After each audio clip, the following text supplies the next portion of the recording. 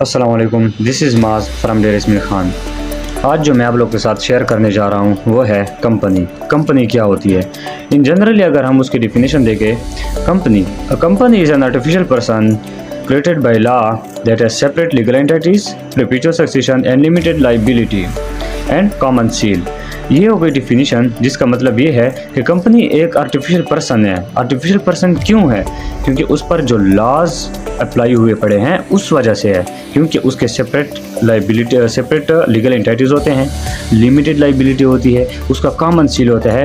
वो एक उसको कॉर्पोरेट बॉडी भी कहते हैं, उसको हम एक पर्सन भी कह सकते हैं कि वो एक पर्सन के जैसे है। और वो क्यों है, वो आगे उसके फीचर्स अगर हम समझेंगे तो फिर हमें समझ आ जाएगी।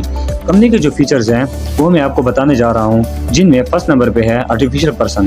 कंपनी को आर्टिफिशियल पर्सन भी कहा जाता है। वो इसलिए कहा जाता है क्योंकि उस पर जो लॉज और रूल्स अप्लाई हुए होते हैं सिस्प की तरफ से, इसलिए उसको आर्टिफिशियल पर्सन भी कहा जाता है। आर्टिफिशियल पर्सन को मज़ीद भी आप समझ जाएंगे मज़ीद जो फीचर्स हैं उनके ज़रिए। सेकंड नंबर पे जो फीचर है वो है separate legal entity. Separate legal entity का मतलब ये है कि कंपनी का जो ओनर है और कंपनी वो एक दूसरे से डिफरेंट है। जहाँ कहीं भी होगा कंपनी के नाम से पहचाना जाएगा, ना कि उसके ओनर के नाम से। कंपनी को कंपनी के नाम से पहचाना जाएगा, ना कि उसके ओनर के नाम से पहचाना जाएगा। कंपनी लेट्स सपोज कंपनी की कहीं जगह पे ट्रांजैक्शन करती है तो कंपनी के नाम से पहचाना जाएगा कि ये ट्रांजैक्शन कंपनी ने की है, ना कि ओनर के नाम से पहचाना जाएगा कि ये ओनर ने किया है। ओनर ने नहीं किया बल्कि कंपनी ने ट्रांजैक्शन की है। थर्ड नंबर पे जो फीचर है वो है लिमिटेड लाइबिलिटी। कंपनी में जो लाइबिलिटी होती है वो लिमिटेड होती है।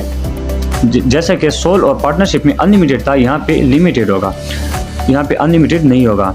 इसका मतलब ये है कि इन सिचुएशन ऑफ लॉस और थ्रेट्स में ओनर जो होते हैं वो उनके पर्सनल एसेट्स नहीं होंगे, शामिल होंगे दोबारा कंपनी को बनाने के लिए।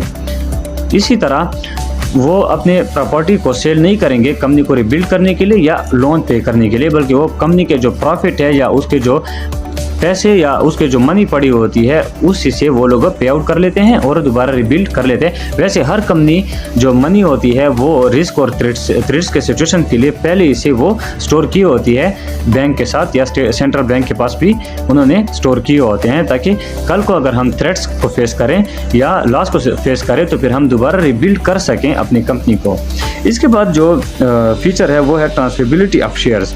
पहले तो ये कह सकते हैं हम कि कंपनी जो है वो शेयर्स को इशू कर सकते हैं और फिर उन्हीं शेयर्स को वो मार्केट में सेल आउट कर सकते हैं और उन्हीं शेयर्स को फिर पर्सन्स एक दूसरे के साथ भी शेयर कर सकते हैं। इसके बाद जो फीचर है कॉमन सील। कंपनी के जो सील होता है